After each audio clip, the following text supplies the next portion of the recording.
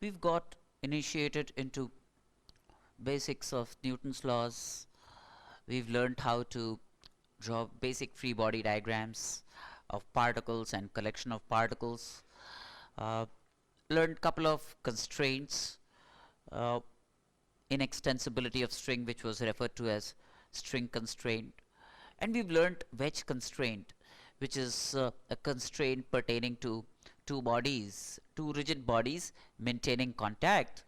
Uh, the implication being they maintain the same kinematic status along their common normal, same velocity along their common normal, same acceleration along their common normal, or relative velocity along the common normal being 0, relative acceleration along the common normal being 0. That was the wedge constraint. So not that these are the only kind of constraints that you could encounter. There could be other geometrical constraints in different situations, but these are two most common constraints which deserved special attention, and we've come to terms with these two constraints, I'm assuming. Little bit of our understanding on pulleys and collection of pulleys, fixed, movable, and combination of fixed and movable pulleys. Same with wedges, fixed wedges and movable wedges with particles or bodies sliding down the plane of the wedge. Now, in terms of forces, we have looked at, say, external forces, gravity, we've looked at normal reaction, we have looked at forces in strings, those are tensile forces or tension forces, and we've learnt a little bit about how to hang around with these forces. Yet another force of consequence, which requires an introduction is, when two surfaces, these are two surfaces,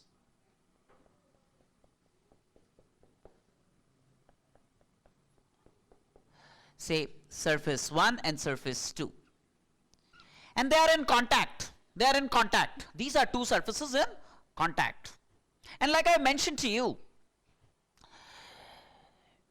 there is a direction which is along the common tangent direction. This is the common tangent to the two surfaces, right?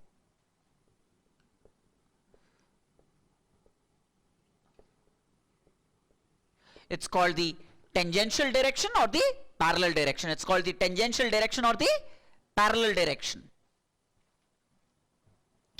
And there is a direction along which they press each other. This is a direction along which they press each other. And this direction, perpendicular to the common tangent, is called the normal direction.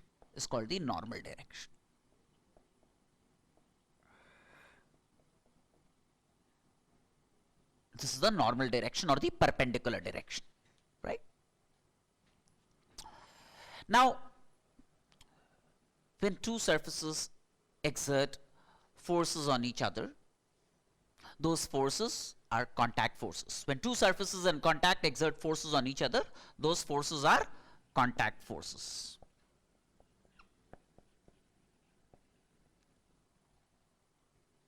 And again, they would be subscribing to Newton's third law.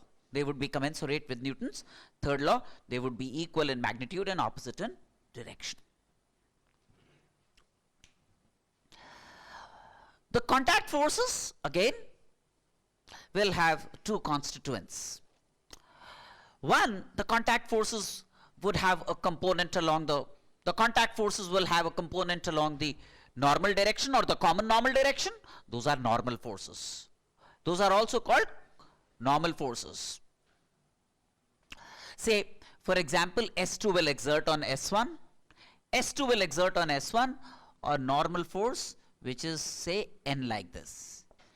S2 exerts on S1 a normal force N like this. S1 will exert on S2. S1 will exert on S2 a normal force S like this. These normal forces, like I told you, will always push. S2 would want to push S1 in the normal direction. S1 would want to push S2 in the normal direction. They would always be pushing in character.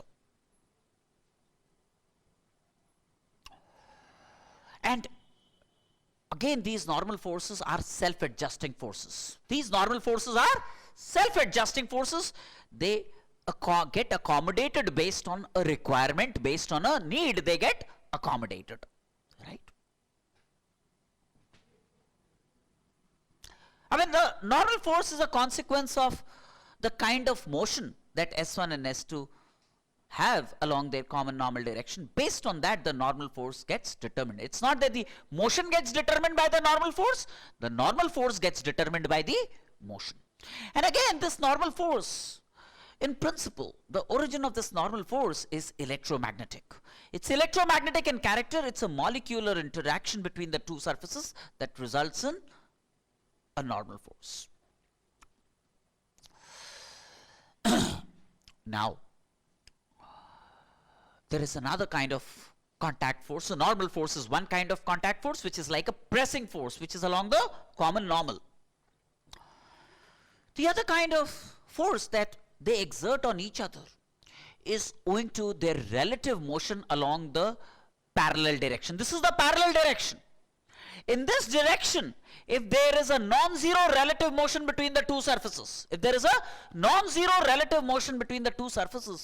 then nature wants to prevent relative motion in the parallel direction. Nature wants to prevent relative motion in the parallel direction. So suppose S1 and S2, this is S1, this is S2. Along the parallel direction, S1 has a velocity V1, and along the parallel direction, S2 has a velocity V2. Suppose they have velocities V1 and V2 along the parallel direction or the common tangent direction, right? Now, various possibilities. One, V1 is equal to V2. V1 equal to V2. That means no relative motion along the parallel direction, right? This is a case where there is no relative motion along the parallel direction.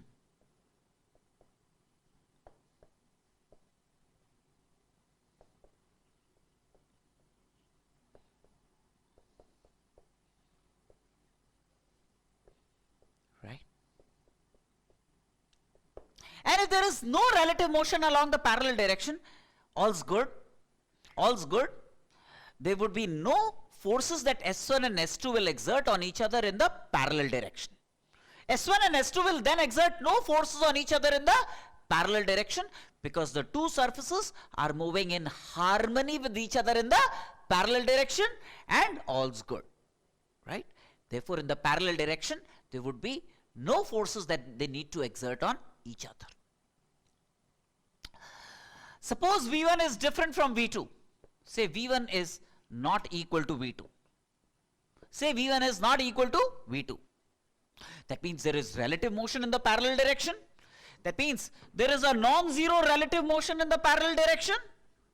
Relative motion is not zero in the parallel direction. Relative motion is not zero in the parallel direction. Now, nature does not like this. Nature always likes to preserve harmony in the parallel direction. That's the law of nature. Nature would want to prevent this. Nature would want to prevent relative motion in the parallel direction. Suppose V1 is more than V2. Say V1 is more than V2. Say V1 more than V2. Then S1 has a propensity to move faster than S2. S1 would want to move to the right compared to S2. S1 would want to move to the right compared to S2. Yes or no? Right? Then what S2 does to S1 is S2 exerts on S1 a force in this direction. S2 exerts on S1 an opposing force in this direction. In a certain sense, S2 is telling S1, hey dear, don't move that fast. Hold back. I want to move with you. I want to move with you. You're moving too fast for me. So S2 will exert on S1 a force in the parallel direction opposing relative motion, trying to or attempting to prevent S2 from parting with S1 in the parallel direction, right? It wants to preserve harmony in the parallel direction. Again, so this is what S2 does to S1, right? It will want to hold back S1, right? Now S1 is not a brute. S1 is also a good fellow, but out of some compulsions, S1 is forced to move faster than S2. But S1 is also a good fellow. He says, I understand that. I do not know how it happened, but let me also facilitate the process of bringing about harmony. So what S1 does to S2 is, all right, brother, I'm also trying to put you in good shape.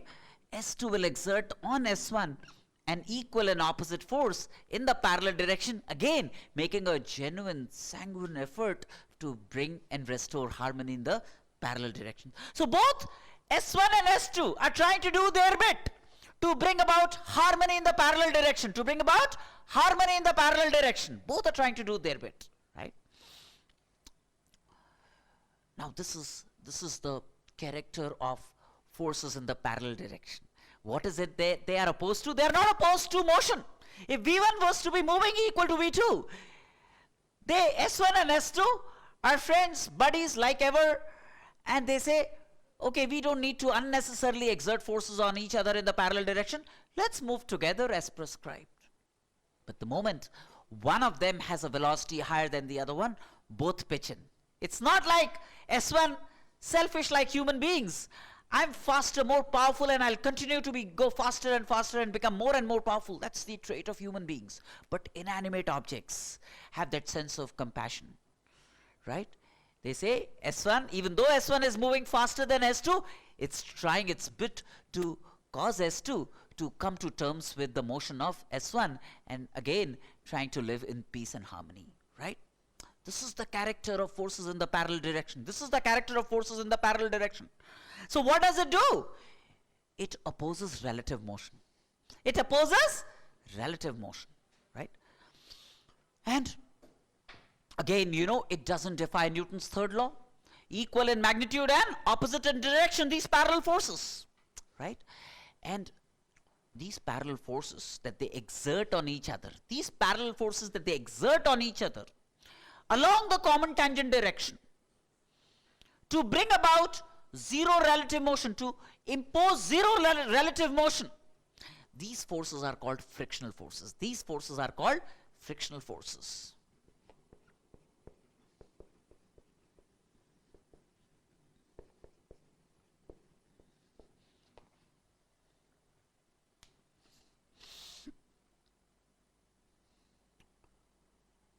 Right?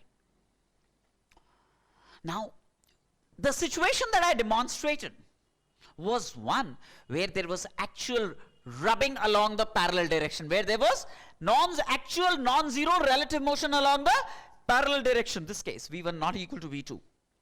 And frictional forces that prevail when there is actual relative motion. Frictional forces that prevail when there is actual relative motion. Such frictional forces fall within the category of what's called kinetic friction. They're called kinetic friction.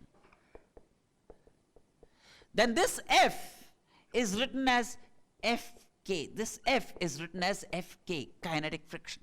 This F is written as Fk, which is kinetic friction. When there is actual rubbing along the parallel direction, when there is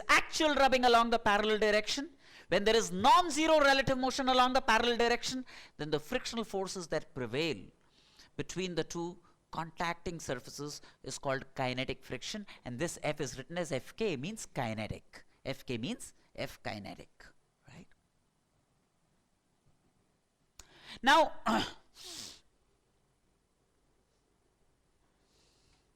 obviously the objective is plain and simple. The objective is to mitigate, reduce relative motion between the two surfaces. And again, out of experiment, it is found that the relative motion between two surfaces, or rather the kinetic friction between the two surfaces, that enjoy relative motion, they are not enjoying relative motion, but the kinetic friction between two surfaces where there is relative motion in the parallel direction is proportional to the intensity of pressing against each other, how intense they are pressing against each other. That means this Fk is proportional to the normal reaction between the two surfaces. This Fk is proportional to the normal reaction between the two surfaces. It has been found experimentally. it has been found experimentally that the kinetic friction will be proportional to the normal reaction between the two surfaces. The harder the two surfaces press against each other, greater will be the value of Fk. That means more they press against each other, the greater is their bonding, the greater is their desire to maintain harmony. Therefore, greater would be the frictional force that results in attempting to produce harmony. Right? That is what happens.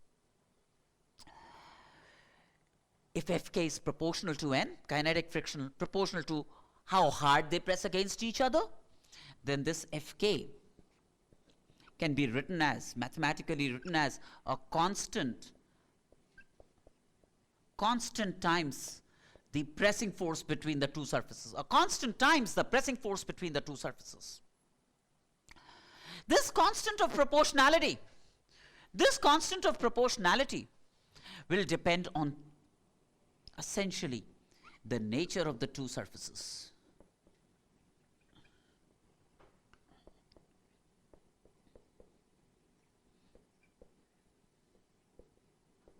It will depend on the nature of the two surfaces.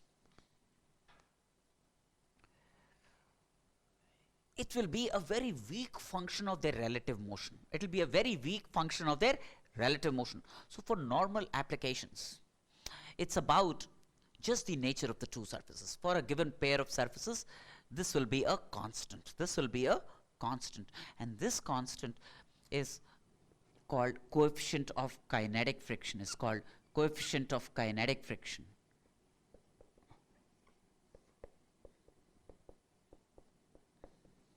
This is called coefficient of kinetic friction and commonly referred to as mu k. Coefficient of kinetic friction and commonly designated as mu k. So, this kinetic friction between a pair of surfaces, once I have the value of N available to me from other considerations, then this Fk is given by mu k into N.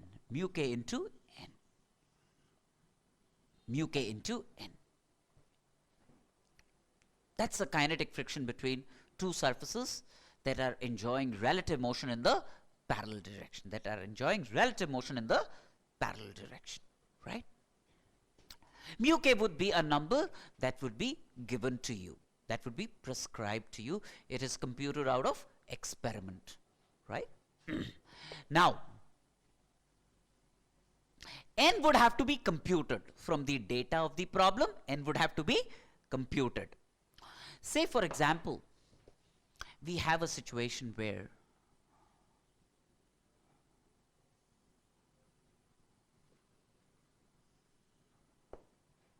there are two masses. Say this is mass m1 equal to 10 kgs and there is mass m2 equal to 5 kgs, say. Right? And this, say, is a fixed surface.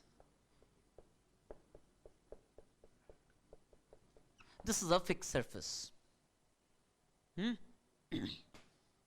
And say m1 has a velocity v1 equal to 10 meters per second to the right. m2 has a velocity v2 equal to, say, 5 meters per second. Right? So is there relative motion in the parallel direction? This is the parallel direction. Is there relative motion in the parallel direction? Yes. Yes, there is. So m2 is moving slower. m2 is the weaker entity. m1 is the stronger entity. Friction on the two will act in a manner so that it can make the stronger a little weaker and the weaker a little stronger. Right? So m2 will exert a frictional force. So if you're sitting on m2, m1 would seem to be moving to the right because m1 is moving faster. Right? m1 seems to be moving to the right. So m2 will exert on m1 a frictional force in this direction. Yes or no? m2 will exert on m1 a frictional force in this direction. Right? Opposing relative motion. And what would be the nature of friction?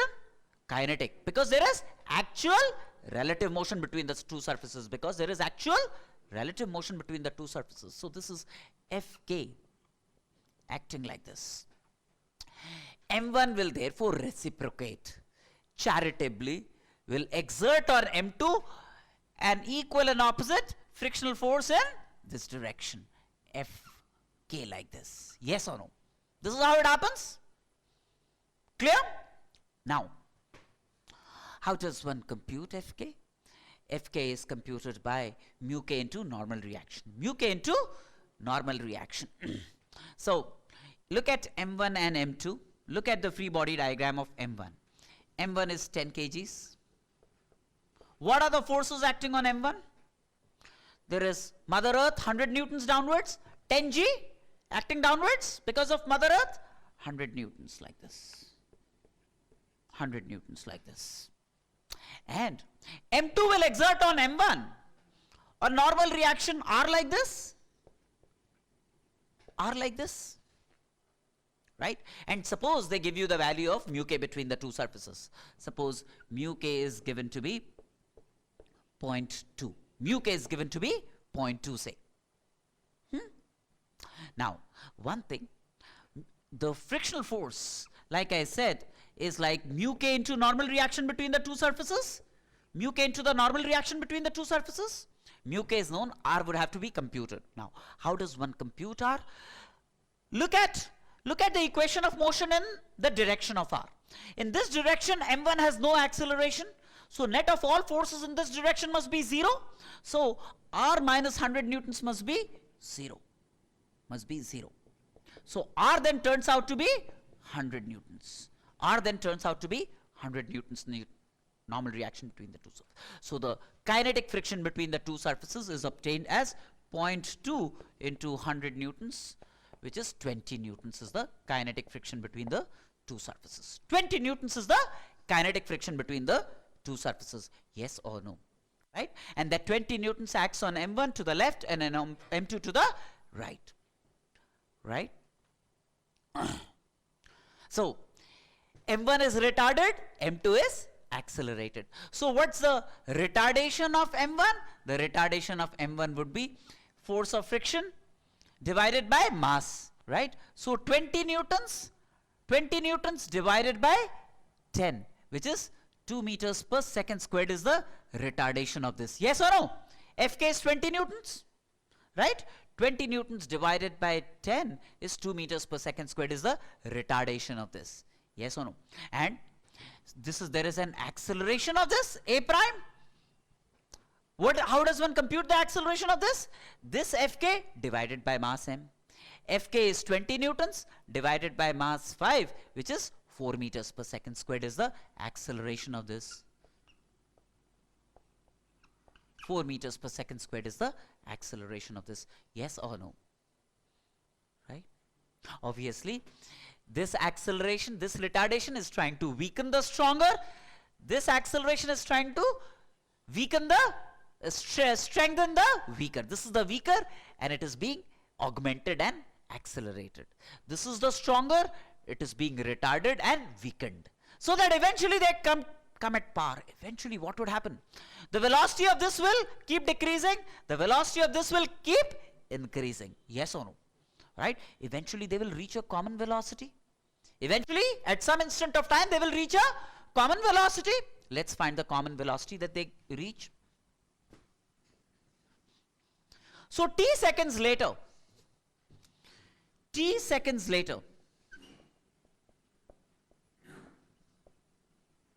assuming that M2 is large enough so that they don't fall over each other, right? So t seconds later, what is the velocity of mass m1? So v1 is initial velocity 10. I'll use v equal to u plus at. So 10 minus 2 into t is the velocity of this, right? And what about m2? The velocity of m2 would be v2 equal to, m2 is accelerated, velocity would be 5 plus 40, 5 plus 40, v equal to u plus 80, 5 plus 40.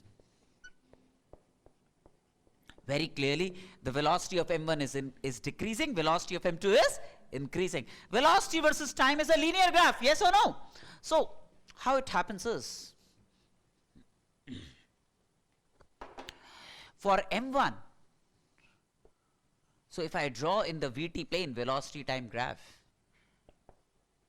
m1 starts with 10 meters per second. m1 starts at t equal to 0 at 10 meters per second, and its velocity is decreasing. Its velocity is decreasing linearly with time, right? What about m2? Velocity is increasing linearly with time. m2, so this is for m1, velocity is decreasing. For m2, which starts with 5 meters per second, its velocity is increasing. That's for m2. V equal to u plus at. The slope of this graph is -2. The slope of this graph is 4. Yes or no? Y equal to mx plus c on comparison. Eventually, do you realize that at some instant of time, t, they will acquire a common velocity? At some instant of time, they will acquire a common velocity, yes or no? At some instant of time, they will acquire a common velocity, right?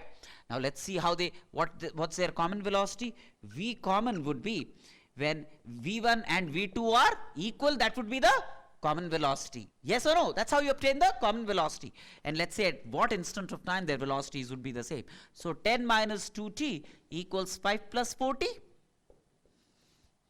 Right? So that gives me 6t equal to 5, or t equal to 5 by 6 of a second.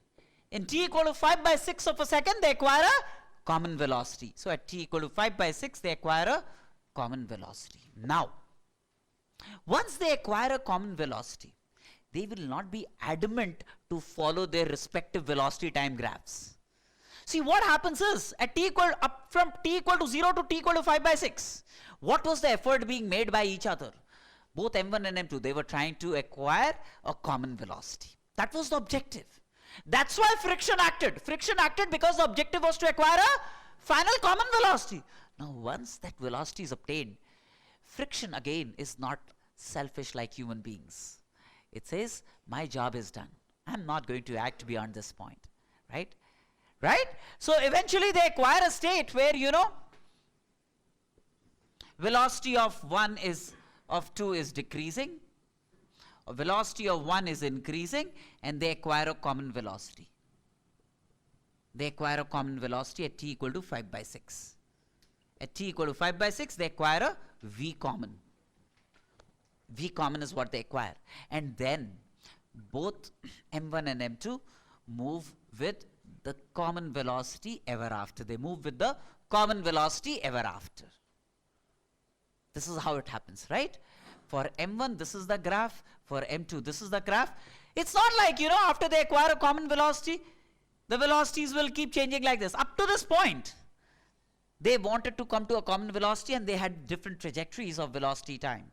But after this, it's not like this will be the velocity time graph different for, then they have a common velocity and they move like this. Because after this point, friction becomes 0. Friction becomes 0. So from t equal to 5 by 6 onwards, kinetic friction ceases to act because there is no need for it to act. Because there is no need for it to act. Yes or no? It will act only to the extent and only to the time where it is required. After which, it will withdraw itself, go into its shell. Right? This is what it does. Now, you know, this was a situation where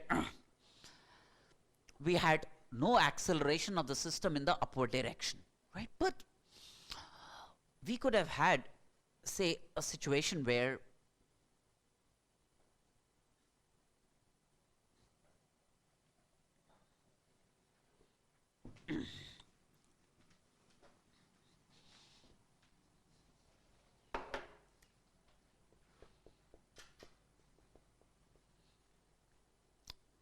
say the whole system, in addition to V1 and V2 having velocities in this direction, the whole system was placed in a platform. This was my platform, which was not fixed. This platform was not fixed. This platform was moving up with an acceleration of 10 meters per second square. This platform was moving up with an acceleration of 10 meters per second squared, how does one compute the coefficient of kinetic friction? How does one compute the kinetic friction forces between the two surfaces if this was the case, right? Now, what this upward motion does is, it changes the normal reaction between the two surfaces. It alters the normal reaction between the two surfaces. Say M1 now, look at M1. This is my M1. Forces acting on M1 would be 100 newtons downwards. Normal reaction are upwards. Normal reaction are upwards. Now, realize that for this bottom surface, for M1 and M2, this is their common direction, common normal direction. And for them to maintain contact with each other in this direction, they must have a common acceleration. So if this platform has an acceleration 10 meters per second squared in the common normal direction, M1 must also have an acceleration 10 meters per second squared in the common normal direction. So M1 also has an acceleration 10 meters per second squared in the common normal direction. This belongs to what is commonly referred to as a wedge constraint. This is a wedge constraint having the same kinematic status to maintain contact along the common normal direction, Yes or no? Right? Now, so then the value, so these are the only two forces acting on M1 are the normal reaction that M2 exerts on M1, 100 newtons that Mother Earth does to M1. And the net effect of all of this is that M1 has an acceleration of 10 meters per second squared. Like this.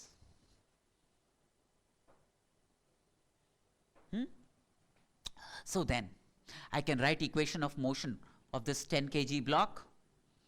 What's my equation of motion? R minus 100 equals, this is the cause and this is the effect, right? Equal to M1 into A0. Yes or no? Equal to M1 into A0. M1 is 10 into 10, that makes it 100. So R then, realize, changes. R then is 200 newtons. R then is 200 newtons. But mu k will not change because of this. Mu k is a more innate intrinsic property, right? That only depends on the nature of the two surfaces, which has not changed because of its motion. Motion will not change the fundamental trait of the two surfaces, right? The irregularities that hold the two surfaces together will remain unaltered because of motion or otherwise, right? You know what I'm saying? Okay, so R then becomes 200 newtons. What would be my kinetic friction between the two surfaces? Mu k into n. Mu k into normal reaction. So mu k is given to be 0.2, R is 200, so that makes it 40 newtons. That makes it 40 newtons. So M2 will exert on M1 and Fk equal to 40 newtons like this, and M1 will exert on M2 and equal and opposite 40 newtons in the opposite direction, right? So computation of normal reaction will depend on the situation. Mu k would be a fixed number, right? And therefore, kinetic friction will depend on the normal reaction that they exert on each other under various situations. Clear? Now, so this was the case where there was actual relative motion between the two surfaces, and we could compute the kinetic friction that wanted to prevent relative motion. The objective was to prevent relative motion, right?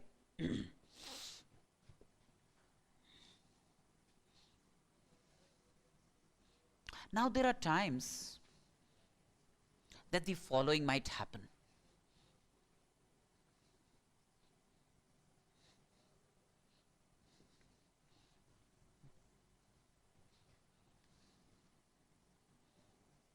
Say,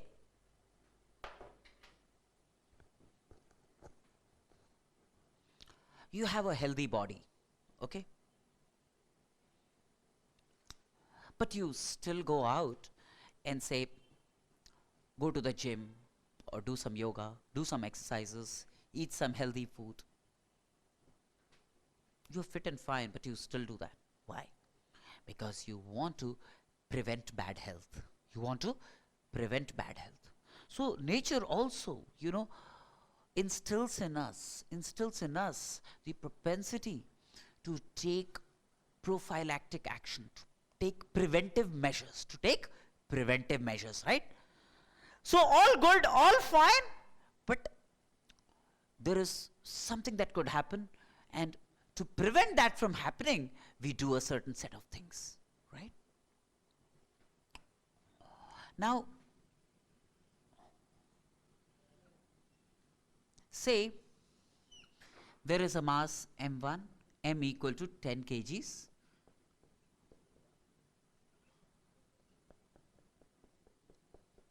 and there is a fixed surface on which it lies.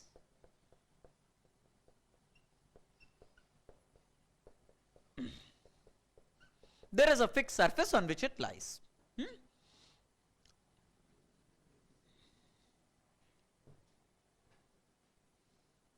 Now,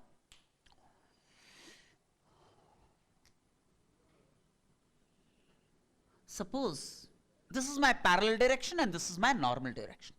In the parallel direction, suppose I apply a small value of a small force. I apply a small positive force to the right.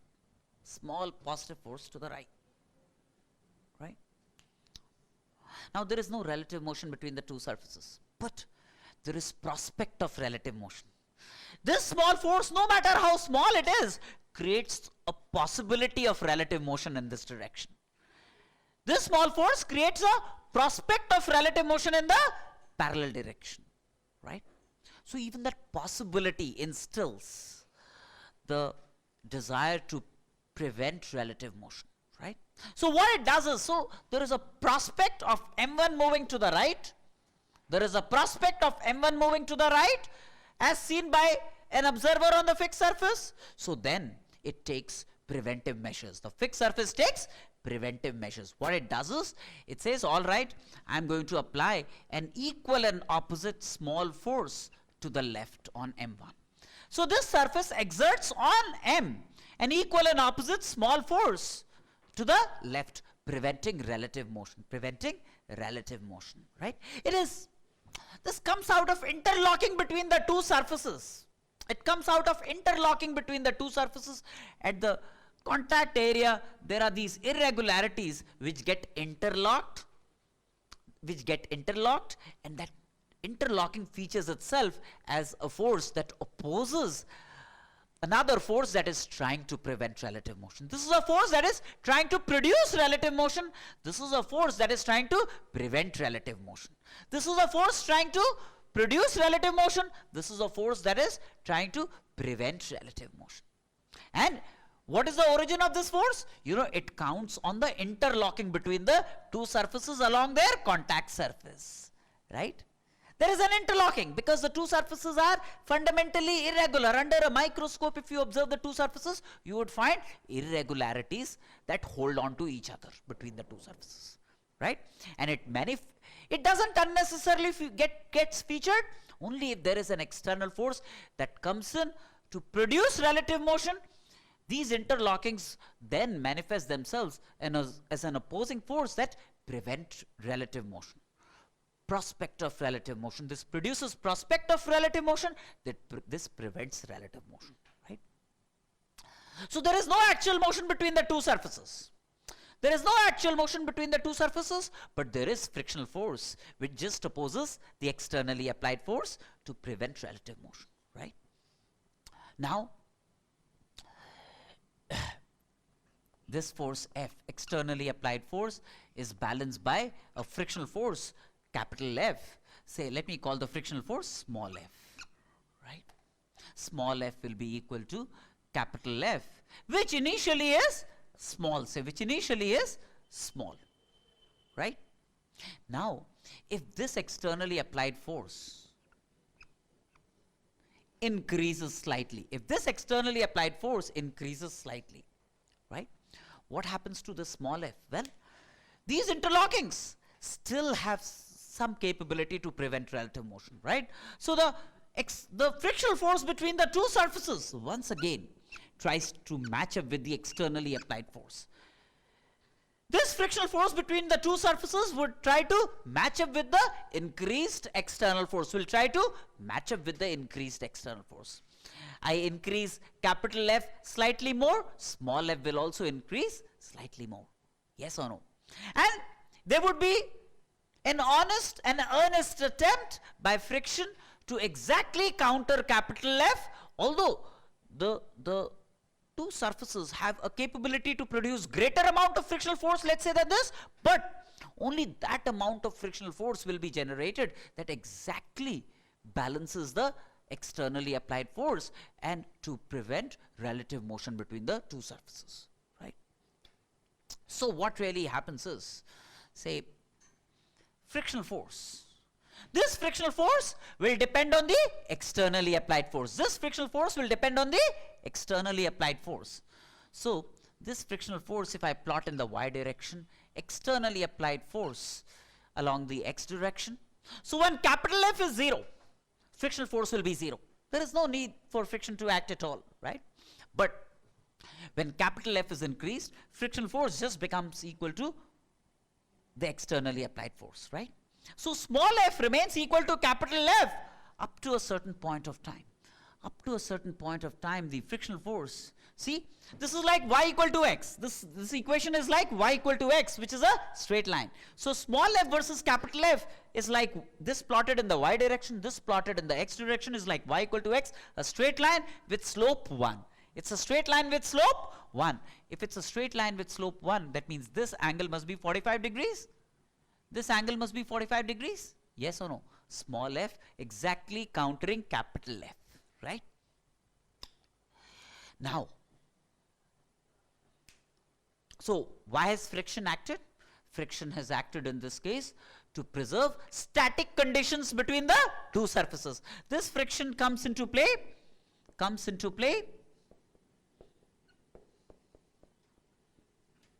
to maintain static conditions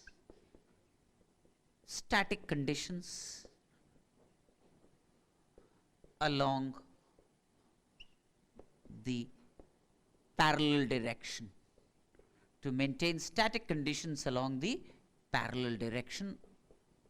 That is a condition of no relative motion. A condition of no relative motion would be referred to as static condition. A condition of no relative motion in the parallel direction will be referred to as static conditions in the parallel direction, right?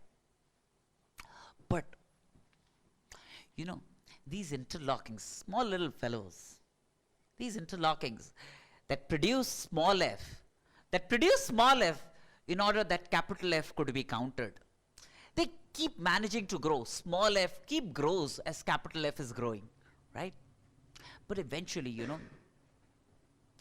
these interlockings will succumb, will give in, will break, will start to dissolve after a while, right? They have a certain strength. After a while, they will dissolve. There is a maximum amount of small f that could be produced between the two surfaces. There is a maximum amount of opposing force small f that could be produced between the two surfaces, right?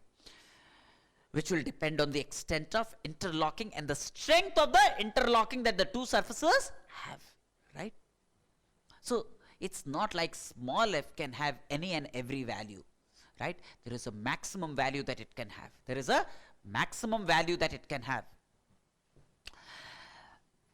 So small f, which is in this case static friction, small f is static friction between the two surfaces. Small f is static friction. Why is this static friction? Because this friction has enabled static conditions between the two surfaces, has enabled static conditions in the parallel direction. That's why it's called static friction, right? Whenever there is no relative motion between two surfaces, right? Wherever there is only prospect of relative motion between the two surfaces, the frictional force that prevails between the two surfaces is called static friction, right? So static friction is when there is only prospect of relative motion, no actual relative motion between the two surfaces, right? So what really happens is, you know, when this surface rests on this surface, this body rests on this surface, and I apply a value of capital F equal to 0.001 Newton, say for example, then small f if there is static conditions prevalent in the along the common tangent direction, then small f, the frictional force that this surface exerts on small m, will be equal to 0.001 Newton. Yes or no? Right? When capital F becomes 0.005 newtons, say small f also becomes 0.005 newtons. Yes or no? When capital F say becomes 0.01 newtons, small f, let's say, becomes 0.01 newtons. It's trying to keep pace with capital F. It's trying to keep pace with capital F, right?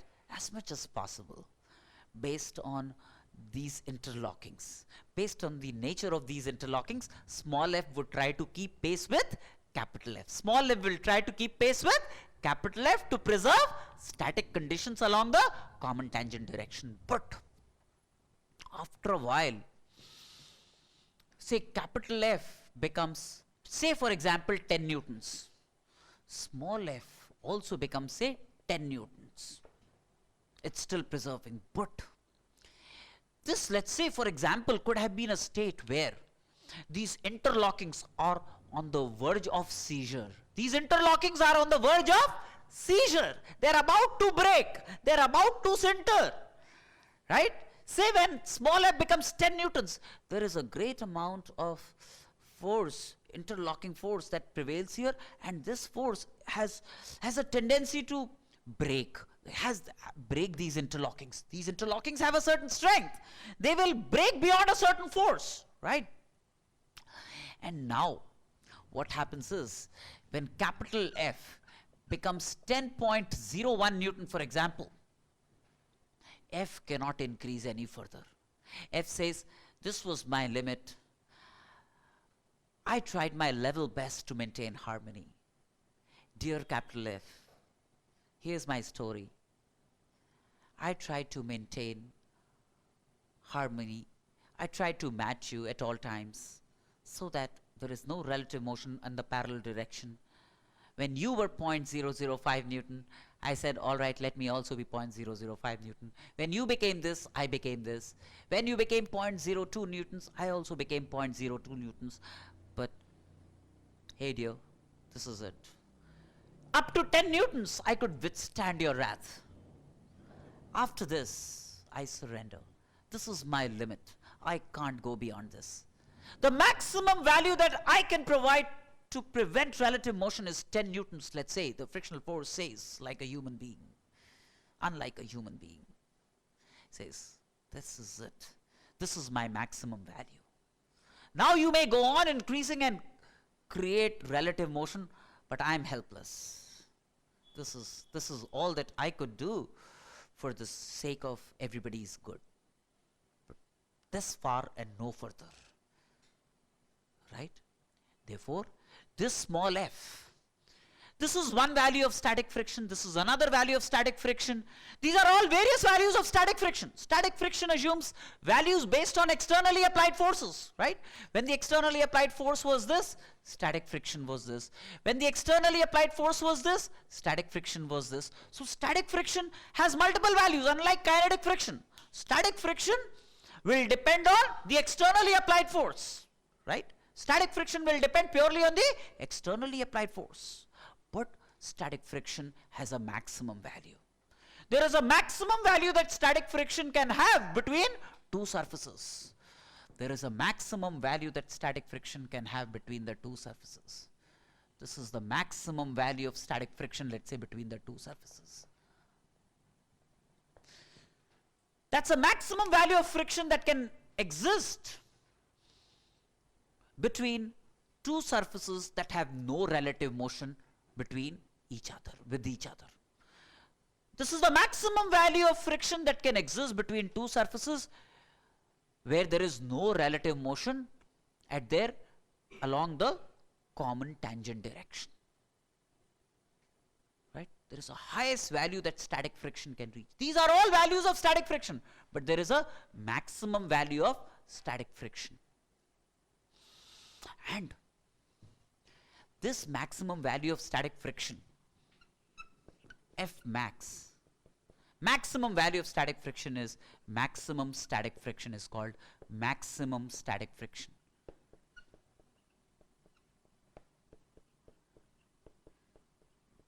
Static friction is a variable entity. Unlike kinetic friction, which is a fixed number, static friction is a variable number. Static friction is a variable number because its value will depend on external forces, capital F. But then, irrespective of its variability, there is a constancy about static friction. There is a maximum perceivable value of static friction that can prevail between two surfaces under a given set of conditions. That maximum value of static friction that can prevail under a set of conditions between two surfaces is called maximum static friction. We will commonly designate it as F max stat. F max stat. That's a maximum value of static friction under a given set of conditions between a pair of surfaces. Right?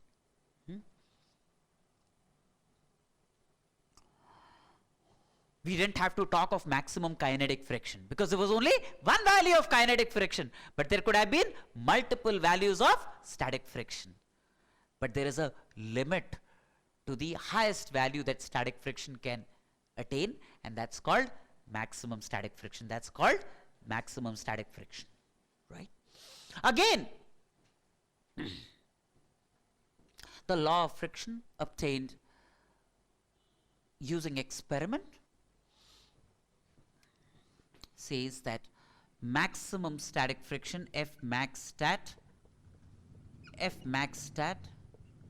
is proportional to the normal reaction between the two surfaces. See, the normal reaction between two surfaces is a variable entity. I can change that.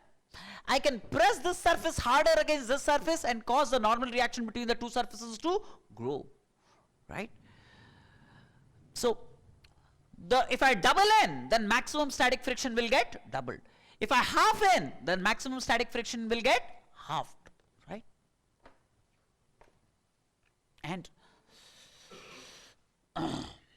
for a given n, and for a given, let's say not for a given n, for a given pair of surfaces, this F max stat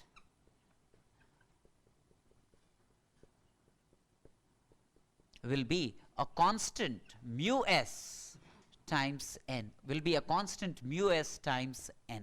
where mu s is a constant of proportionality here, and it's called coefficient of static friction.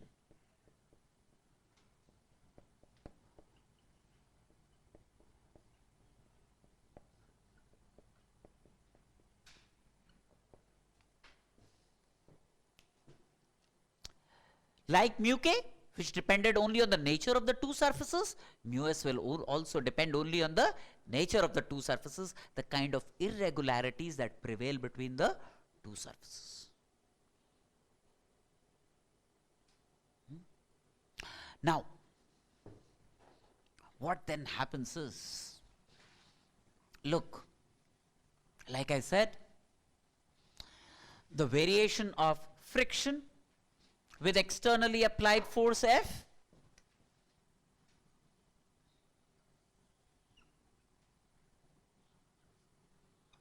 with F, like I said, static friction will keep matching with externally applied force,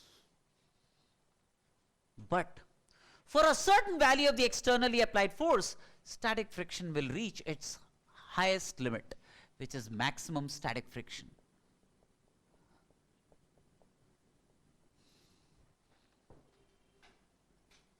Once that is reached, these interlockings will start to melt. Relative motion will start. If externally applied force is increased beyond this value F naught, friction can't increase any further. Friction will not increase any further. It has reached its zenith, right? These interlockings will melt. Relative motion commences. Any further increase in capital F will cause relative motion to start. And if relative motion starts, what happens to the frictional value of friction? It becomes kinetic friction. Kinetic friction is given by mu k into n. right? And it has been found using experiment that mu k is less than mu s. Mu k is less than mu s. And if mu k is less than mu s, the new value of kinetic friction, once relative motion starts, then the kinetic friction will become Fk. Fk will be less than Fs max, maximum static friction. Right? So now beyond this point, value of friction will decrease, relative motion starts. Value of friction will decrease a little bit. Value of friction will decrease a little bit. These interlockings have melted, relative motion starts, friction decreases. What's the new character of friction? Kinetic friction. Up to this point, it was static friction. Up to a value of externally applied force F0, it was static friction that prevailed. Further increase in capital F causes relative motion to commence, and the new value of frictional force will be kinetic friction, which will be less than maximum static friction. So kinetic friction, and then after this, once relative motion starts, then no matter how much you increase capital F, the value of frictional force will remain the same. It will remain at a value equal to Fk. It will remain at a value equal to Fk. Kinetic friction will remain at a value equal to Fk. No matter how much you increase capital F, after that, this guy, friction would have resigned to fate. It would have given up. This is how it happens. Yes or no? So you understand the basic premise of static friction, kinetic friction, and how it all goes. Both normal forces and frictional forces fall within the purview of contact forces. While normal forces act along the common normal direction, frictional forces act along the common tangent direction or the parallel direction. Both are electromagnetic in character. Both are fundamentally electromagnetic in character. Frictional force can be categorized in two ways. One, when there is actual relative motion between two surfaces, frictional force that prevails is kinetic, and it would want to oppose relative motion. When there are static conditions prevalent between two surfaces, but there is prospect of relative motion, then friction will oppose that prospect. And that value of frictional force is static friction. It is variable in nature, but it has a maximum limit. And the maximum value of static friction is given by mu s into n. I have deleted that. So is mu s into n is maximum value of static friction, where mu s is the coefficient of static friction. All of you understand this? Yes or no? Not a problem? So what happens is, Suvrat, when I continuously increase capital F, small f also increased. But small f reached its maximum value for an externally applied force, say capital F0, right? Now, after this point, what happens is, when I increase the externally applied force even further, friction can't increase any further, right? Relative motion therefore will start. Once relative motion starts, then these interlockings will melt further, right?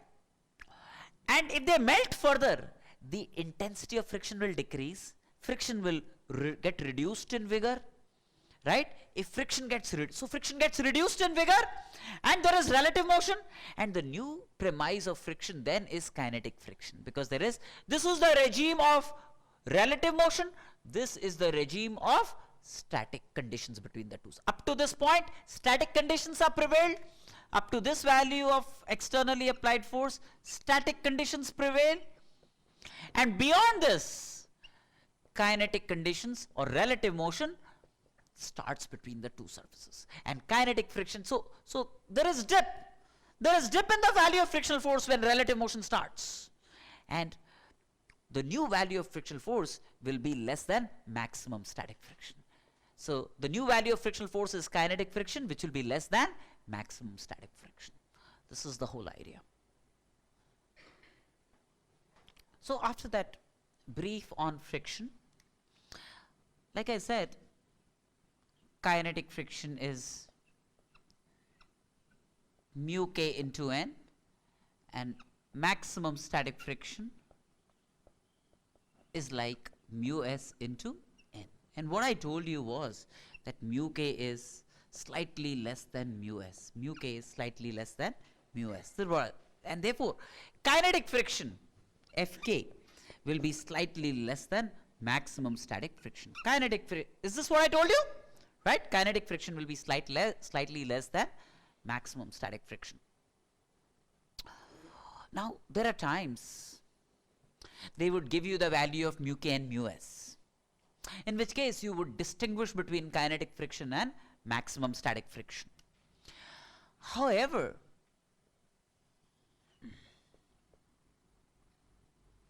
there would be times when, see, like I said, what really happens is there is a slight dip beyond the maximum static friction. Friction slightly dips, F max, S max, right? There is that slight dip, and this is kinetic friction. This length is kinetic friction. Now, this dip generally is very small. From maximum static friction to kinetic friction, the variation is really small sometimes. And when it's really small, and they give you only the value of mu s, they give you only the value of mu s. And if they give you only the value of mu s and kinetic friction also comes into play in a given situation, then it's okay. It's okay to assume that mu s will be approximately equal to mu k. There are times when you have only one of the values given to you, then it's okay to assume that mu s is approximately equal to mu k. That means maximum static friction. It's okay to assume that maximum static friction in such situations is almost the same as kinetic friction. If you don't have mu k separately given to you, but mu s is given to you, you can assume that maximum static friction is almost the same as kinetic friction, right? Now, let me illustrate a little bit. Can I wipe this off? Have you registered all the ideas here? Right.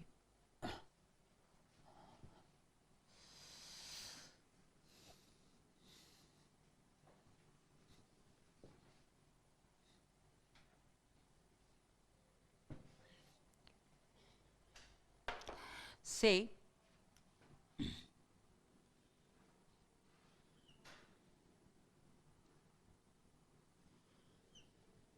there are two blocks, all right.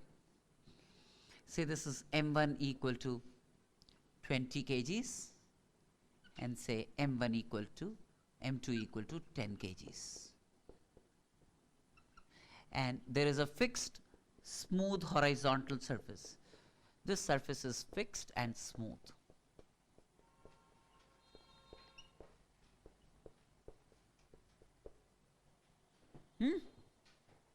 And say between m1 and m2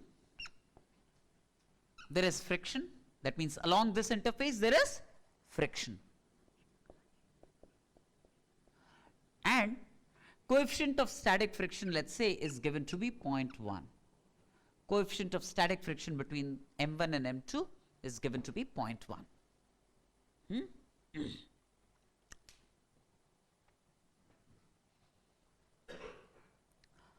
Right? Now, I apply a force on m1 parallel to the horizontal. I apply a horizontal force on m1. I apply a horizontal force on m1. Okay.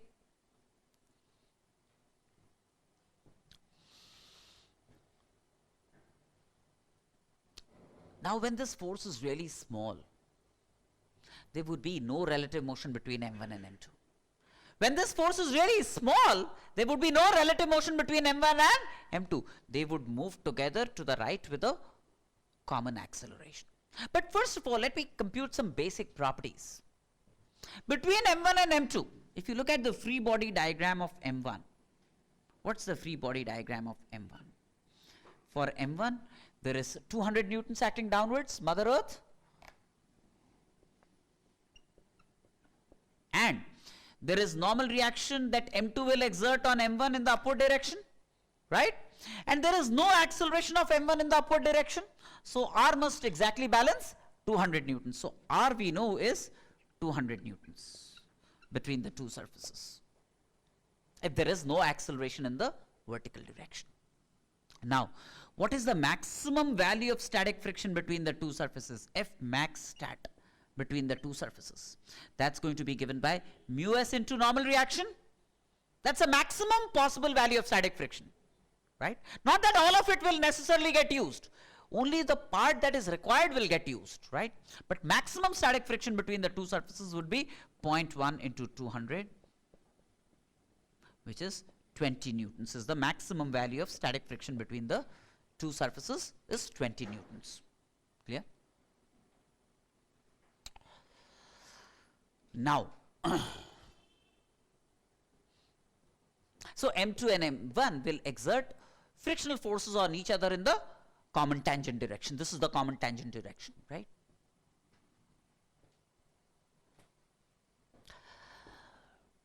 Would you then want to realize that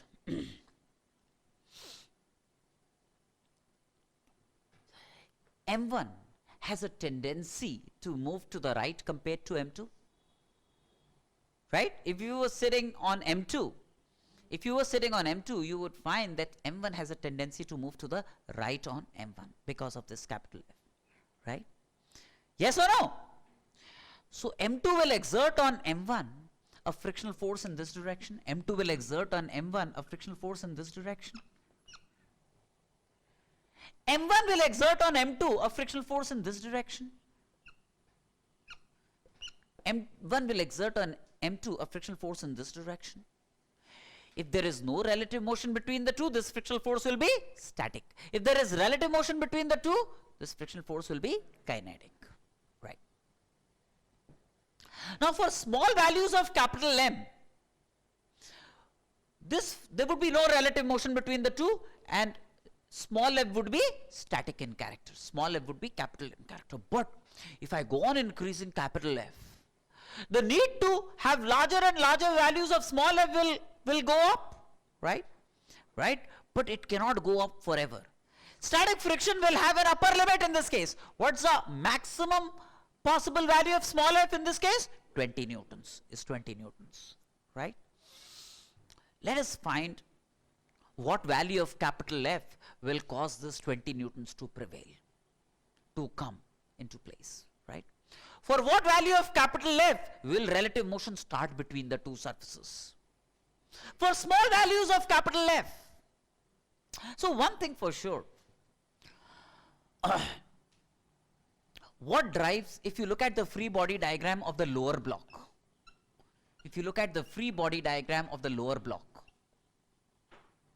which is M2, what are the forces acting on M2? There is 100 newtons Mother Earth, right? There is normal reaction R1 from the ground on which it is resting, and M1 will exert on M2 a frictional force small f to the right. Yes or no? So then, if M2 is moving with a common acceleration as M1, what is driving M2? Friction. M2 is being driven by friction alone. M2 is being driven by friction alone.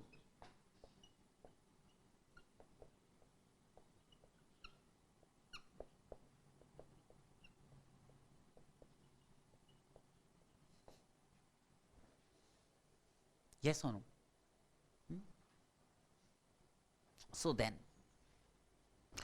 what's the maximum possible acceleration of M2? Since M2 is being driven by friction alone, right? So what accelerates M2? Small f. When will M2 reach its maximum acceleration? When small f becomes maximum? Yes or no? M2 will reach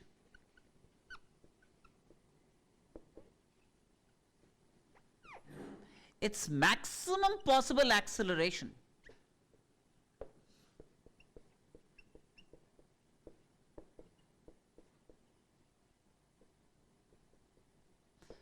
when small f becomes its maximum possible value, maximum static friction. Even though this force F could be 200 into 10 to the power 10 million newtons, right? That will go on adding more and more acceleration to M1, But alas, that's not going to be the same for M2, because the greatest value that M1 can exert on M2 is F max stat, which is 20 newtons, yes or no?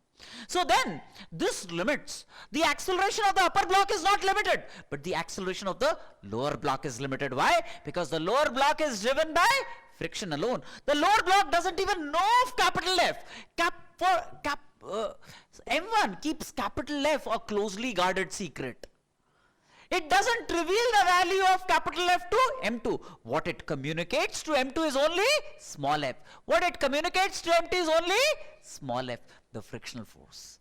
Yes or no? Right? So, M2, the lower block, is driven by friction alone. It's oblivious of the magnitude of capital F that is acting on M1. Right? So, M2 driven by friction alone, the maximum possible acceleration that it can have, max acceleration that M2 can have, would be F max stat divided by M2. Yes or no? That's the maximum possible acceleration of the lower block? Yes or no? Huh? And how much is that? Maximum static friction is 20 newtons. So 20 divided by 10, which is 2 meters per second squared, is the maximum possible acceleration of the lower block. Is there a maximum possible acceleration of the upper block? No, because I go on increasing the value of capital F, and the acceleration of small m1 can go on increasing, right? Because after a while, small f will become, let's say, a maximum of 20 newtons, but capital F can be any value. So there is no limit on the acceleration of the upper block. The greater the value of capital F, I can produce greater accelerations on M1. So there is no limit on the acceleration of this. The maximum possible acceleration of this is 2 meters per second squared. And when does this value of acceleration, when is this value of acceleration reached by M2? When F becomes maximum static. And when F becomes maximum static, M1 and M2 are on the verge of sliding over each other. They are on the verge of sliding over each other. When friction becomes its maximum static value, then there is, M1 is just about on the verge of sliding over M2. M1 is just on the verge of sliding over M2. When frictional force becomes its maximum static value. When frictional force becomes its maximum static value. Yes or no? Right now? So, the moment the acceleration of this becomes the maximum it could be, friction becomes the maximum it could be, and the two blocks are on the verge of sliding over each other at a time when the lower block reaches its maximum acceleration. At a time when the lower block reaches its maximum acceleration. ठीक है ना? All's good ना? Now,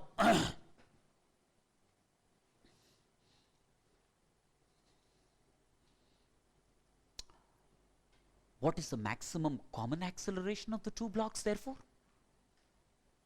The maximum, there is no limit on the acceleration of this. It can have any value of acceleration. But what's the maximum acceleration of the lower block? 2 meters per second squared. When does it happen? It happens at a time when the force of friction between the two becomes its maximum possible. Right? So what's the maximum common acceleration of the two blocks? 2 meters per second squared is the maximum common acceleration. Yes or no? Right now? So, maximum common acceleration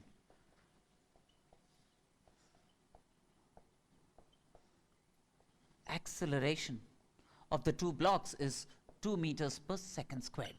And when does it happen? It happens when frictional force between the two becomes equal to maximum static friction equal to, in this case, 20 newtons. In this case, 20 newtons. Yes or no? Right? That's the maximum common acceleration of the two blocks. Right? Now, if the acceleration of the lower block is less than 2 meters per second squared, then the frictional force on the lower block will be less than maximum static friction. Yes or no? Right? So, maximum common acceleration is 2 meters per second squared. Now, if the acceleration of the lower block is less than 2 meters per second squared, if the acceleration of the lower block is less than 2 meters per second squared, very clearly, this F has to be less than 20 newtons.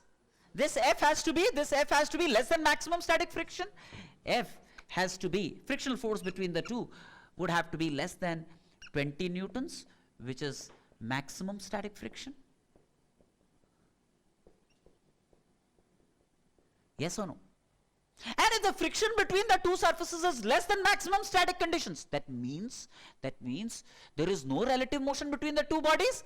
If the frictional force between the two bodies is less than maximum static friction, that means there is no relative motion between the two surfaces. That means there is no relative motion between the two surfaces, because the frictional force is static in character. The moment you know that frictional force is less than maximum static, there is no relative motion. There is no relative motion between the two surfaces.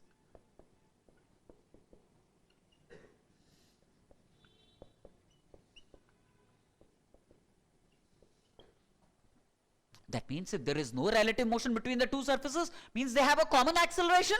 That means they have a common acceleration.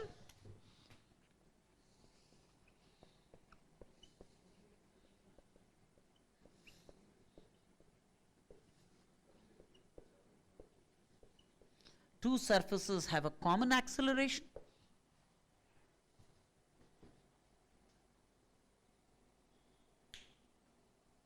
Right? So, 1. If the maximum acceleration of m2 is 2 meters per second squared. And when does it happen?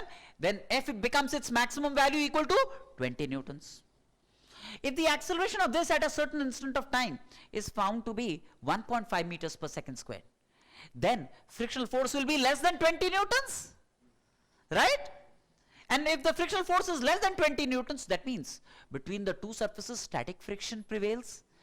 If between the two surfaces static friction prevails, that means there is no relative motion of the two surfaces. That means if this has an acceleration of 1.5 meters per second squared, this also has an acceleration of 1.5 meters per second squared.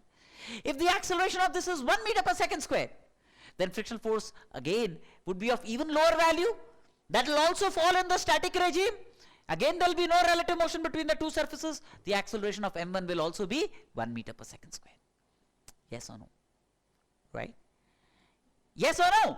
Right? Which means, if I apply a force capital F, 1, the maximum common acceleration would be 2 meters per second squared. And that value of acceleration is reached when the frictional force between the two reaches its maximum value of 20 newtons. Yes or no? Right? Now, let's see, when does that happen?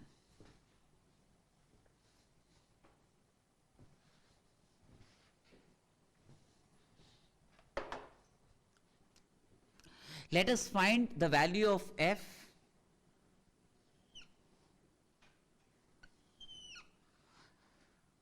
this is 20 kgs, this is 10 kgs. Let me find the value of F for which they have a common acceleration of 2 meters per second square.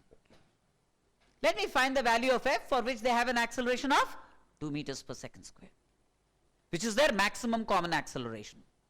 Right? Okay. I can apply generalized Newton's second law to this system.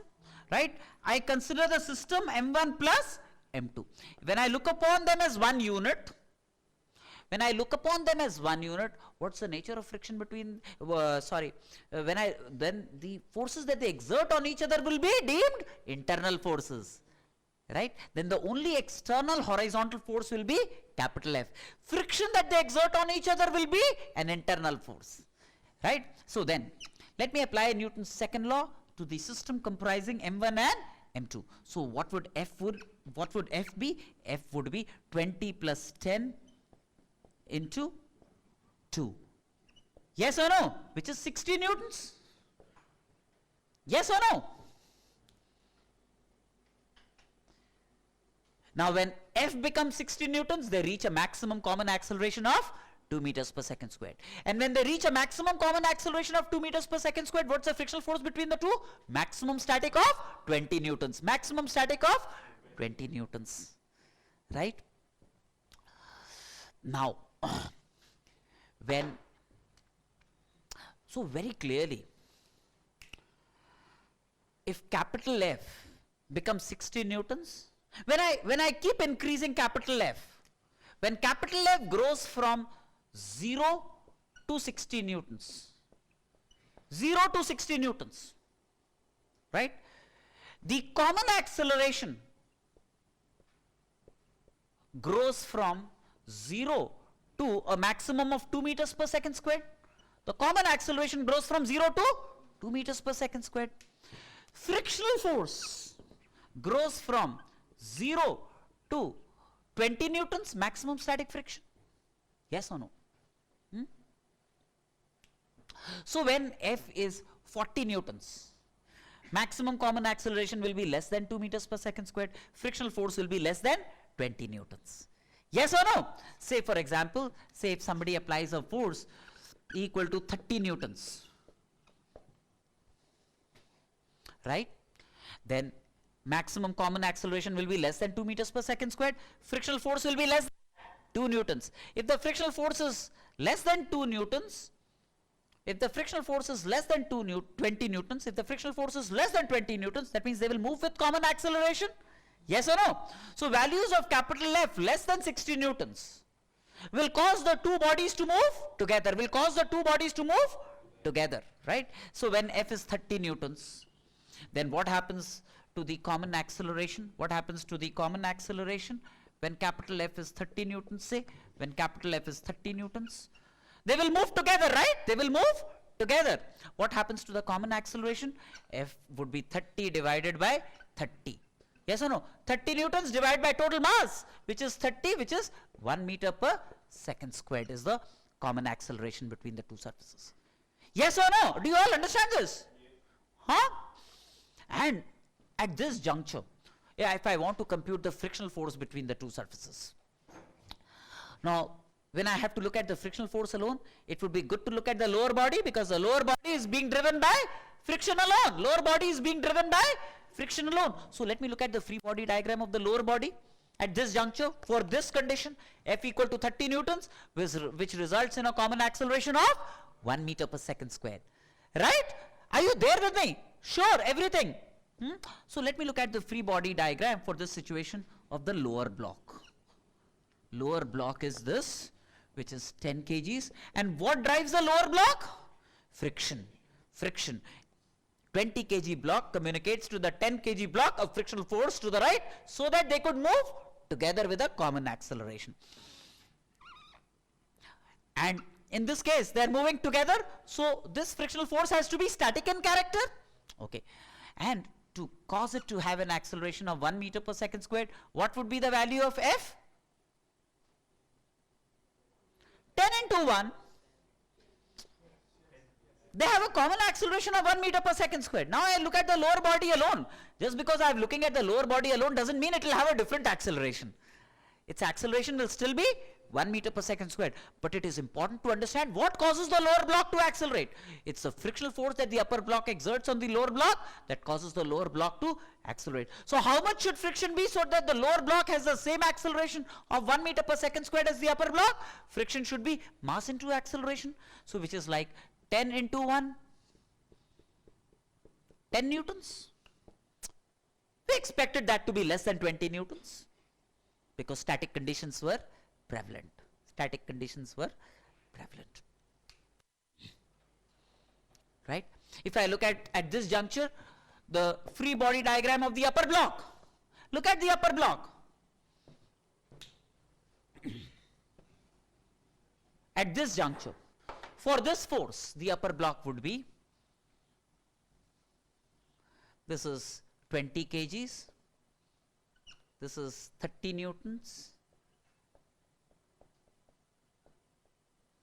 If M1 exerts on M2 a frictional force like this, M2 will exert on M1 an equal and opposite frictional force like this. Now, On the 10 kg block, the frictional force is 10 newtons to the right. So what would be the magnitude and direction of frictional force on the 20 kg block? 10 newtons to the left. What is the net force acting on it? 20 newtons divided by 20 kgs. That gives me 1 meter per second squared as the acceleration. So consistent. Consistent. This exhibits consistency. Yes or no?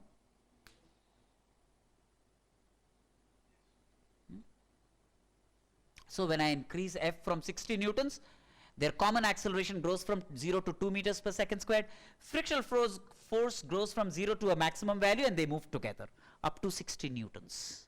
Up to a value of 60 newtons of the externally applied force on the upper block. They are capable of moving together because friction can give enough juice for the lower block to be driven in sync with the upper block. Right? But now, if F becomes greater than 60 newtons, up to 60 newtons, they are moving together because there is ample friction to support common acceleration. There is ample friction to support common acceleration. Yes or no? Right? But if F becomes more than 60 newtons,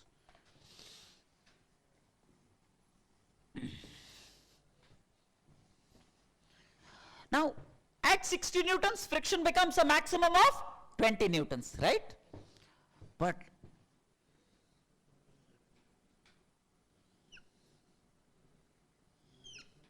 this is M1 equal to 20 kgs, M2 equal to 10 kgs. When this becomes, say, F equal to 60.5 newtons, that means it's trying to give an acceleration of more than 2 meters per second squared to the upper block. That means now the lower block requires friction greater than 20 newtons to have a greater acceleration, but that is not possible. So friction on the lower block continues to be 20 newtons after this, right? I'm assuming that maximum static friction is approximately the same as kinetic friction. After F equal to 60 newtons, relative motion starts between the two surfaces.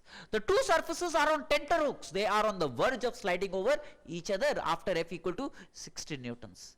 Right, for 60.5 newtons, therefore relative motion commences. Relative motion starts after 60 newtons.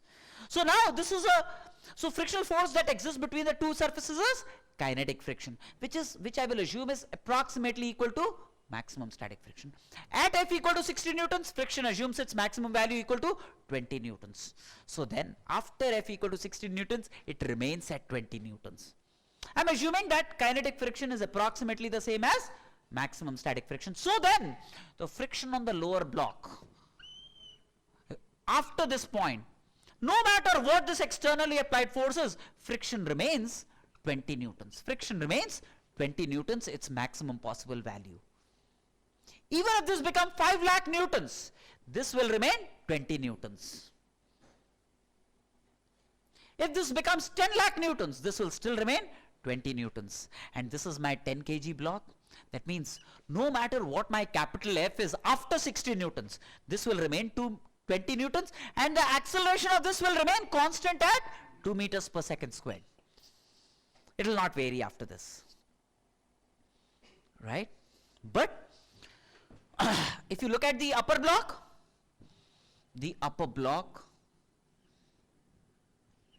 which is the 20 kg block, there is 60.5 newtons, and it applies on the lower block a 20 newton force like this. So the upper block will experience a 20 newton force like this, which is kinetic friction, but approximately equal to maximum static. What would be the acceleration of the upper block? AU, the acceleration of the upper block would be 60.5 minus 20 divided by 20. Which is 40.5 divided by 20 meters per second squared. 2.0025 would be the acceleration of the upper block.